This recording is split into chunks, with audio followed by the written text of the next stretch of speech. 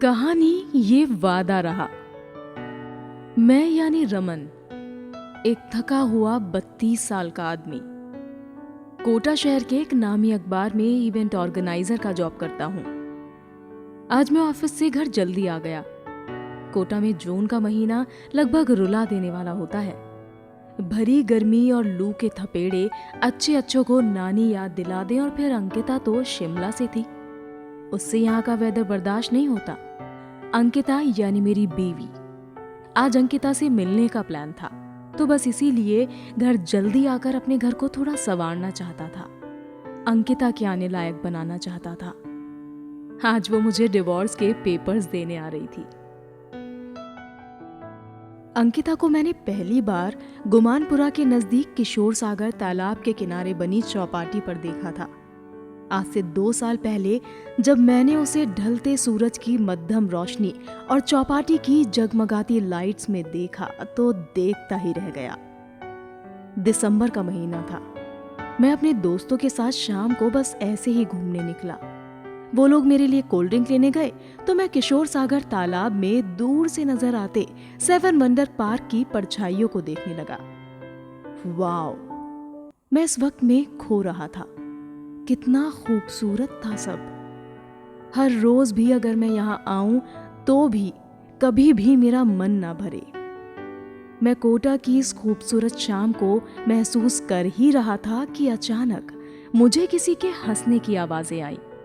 मैंने अपनी बाईं ओर देखा तो एक बेहद खूबसूरत लड़की जिसका नाम अंकिता था, उसी की सहेलियां उसका नाम ले लेकर उसे ठीक से खड़े होकर फोटो कराने के लिए कह रही थी।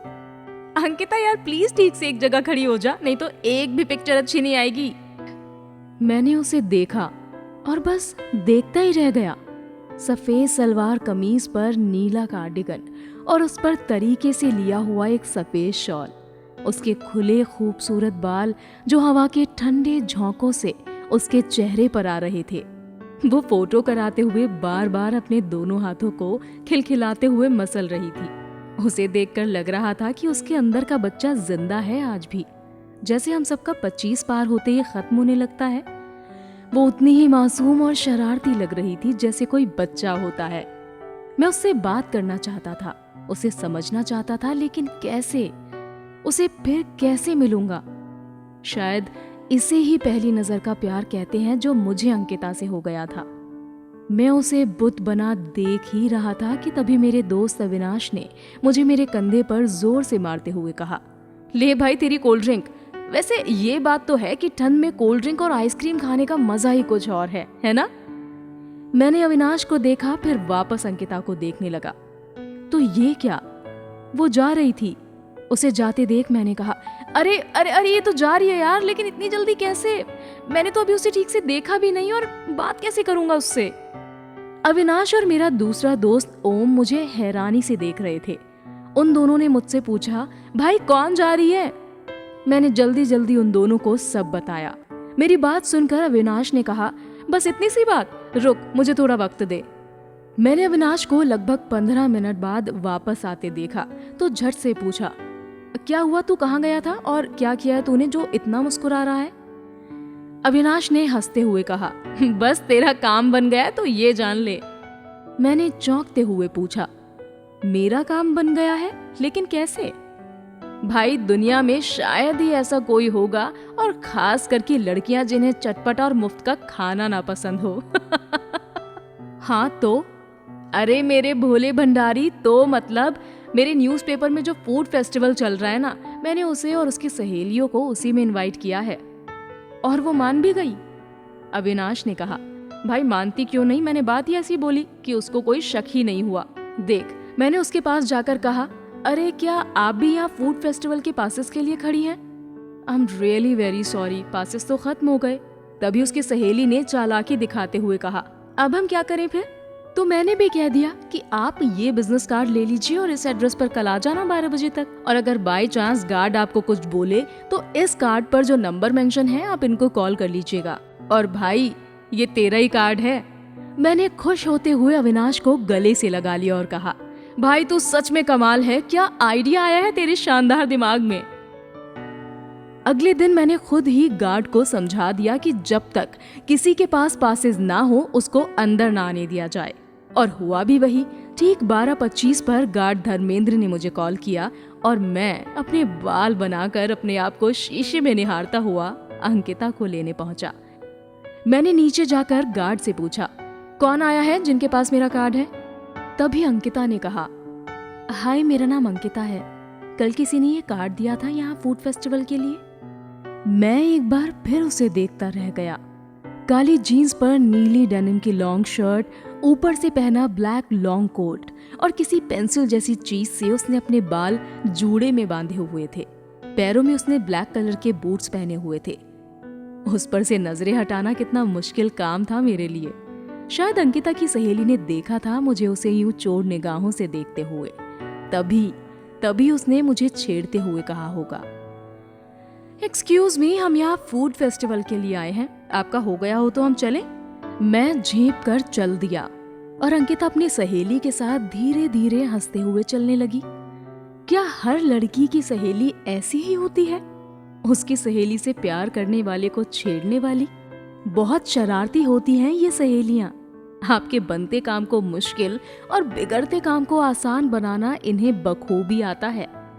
अंकिता की सहेली नीलू पूरे फूड फेस्टिवल के दौरान मेरी हरकतों से साफ समझ चुकी थी कि मैं अंकिता को ही देख रहा हूँ और उससे बात करना चाहता हूँ। नीलू ने मेरी थोड़ी तफ्तीश के बाद हम दोनों की बात को आगे बढ़ाया तो पता चला कि अंकिता शिमला से है और यहाँ अपनी टीचिंग की ट्रेनिंग के लिए आई हुई है।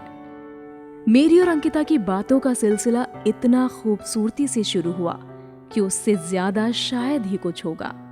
मैं और अंकिता अक्सर चौपाटी पर ही मिलते।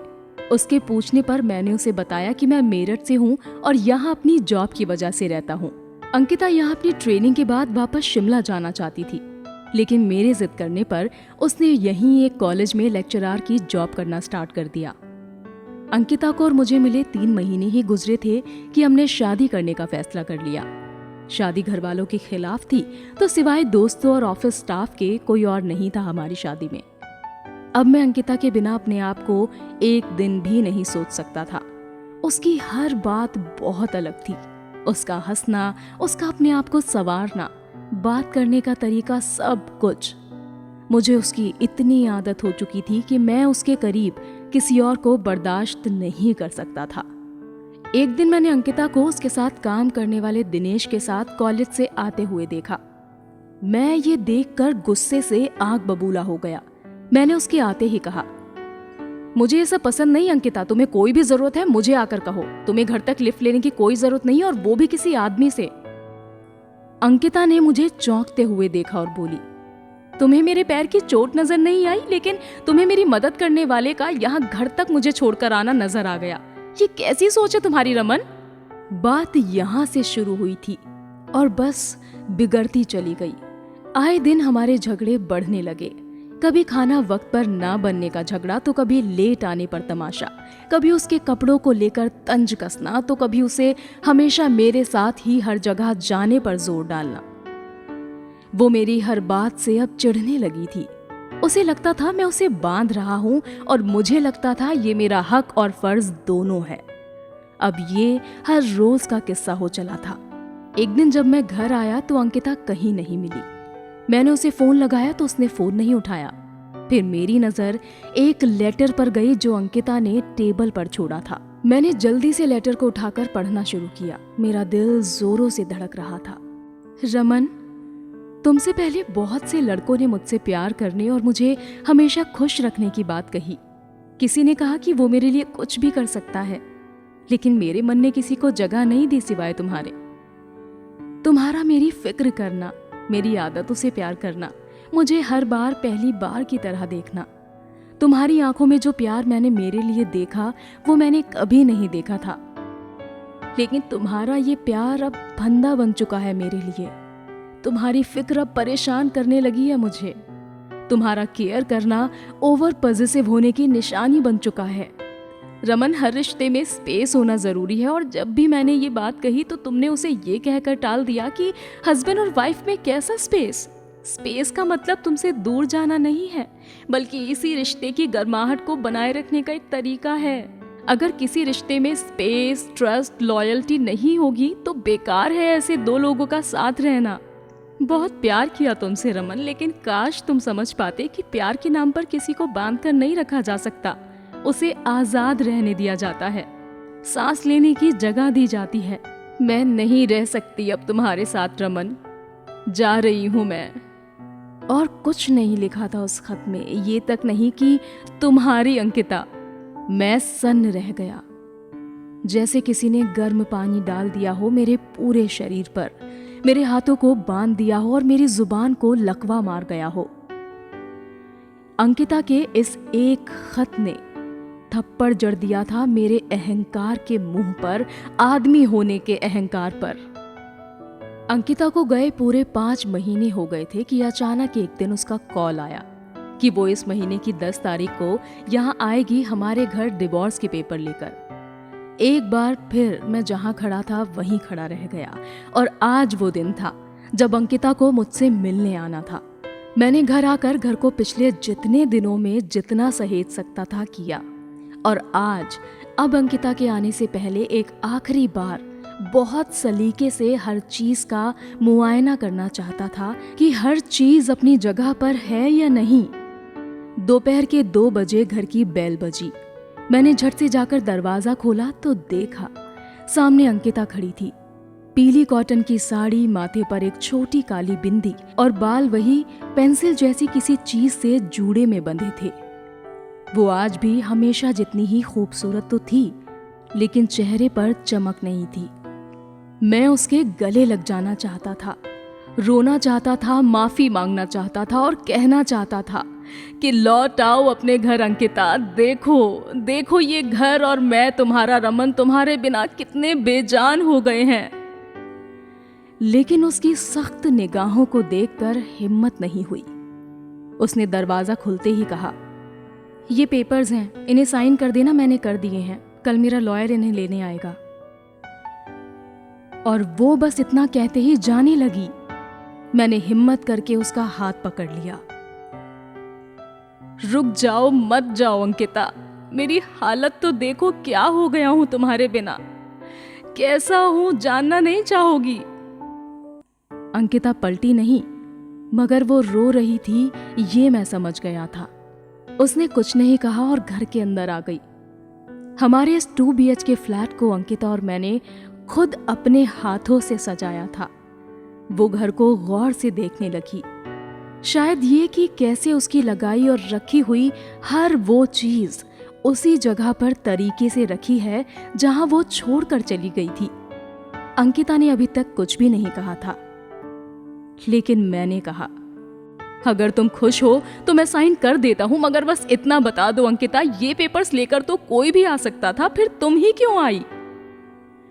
इतना सुनते ही अंकिता ने मुझे जोरदार थप्पड़ जड़ दिया और फूट पड़ी। जब इतना ही प्यार करते हो तो ढूंढने क्यों नहीं आए मुझे रमन? अगर सच में शर्मिंदा हो तो माफी क्यों नहीं मांगने आए? और अगर वाकई ये हालत मेरे साथ ना रहने की वजह से बना रखी है तो अब सही जगह हक जताने क्यों नहीं आए तुम रमन? मैंने अंकिता को देख उसे गले से लगा लिया और दोनों फूट फूट कर रोने लगे। मैंने अंकिता को संभालते हुए सोफे पर बैठाया, उसके हाथों को अपने हाथों में लेकर खुद जमीन पर नीचे घुटनों के बल जिसके मैं वाकई काबिल था।